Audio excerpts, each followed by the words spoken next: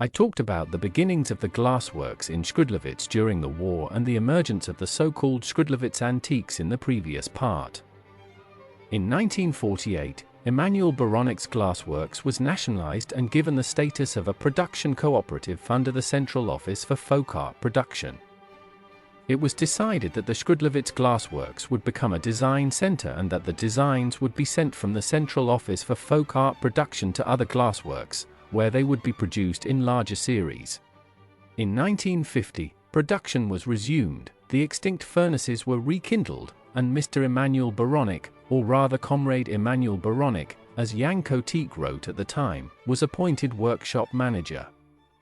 To quote Jan Kotik, the manager was a guarantee that all initial difficulties would be overcome and that the work would ultimately bear fruit.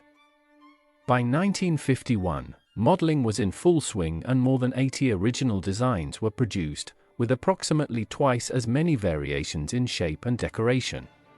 It was managed by Milena Velishkova, and over the course of that year, 9 other designers took turns working at the glassworks. Grus, Korosova, Kotik, Lichtagova, Lishkova, Smutskova, Sharlek, and Trutska. One of the new principles was that the designer who created the design had to be personally involved in the modeling. Although this meant increased modeling costs, this decision proved to be the right one. The level of the designers grew from design to design. In discussions with experienced practitioners, the designers supplemented their knowledge and corrected their designs. Close cooperation between designers and glassmakers became the norm in the following years and created the Škrdlovice phenomenon that is so admired today. The work had to be completely reorganized, systematized, and made more transparent. A plan for pattern work was drawn up, and a sample room with precise records was created from the patterns. Initially, the glass produced was based on the artistic vision of the founder of the glassworks, glassmaker and designer Emanuel Baranik.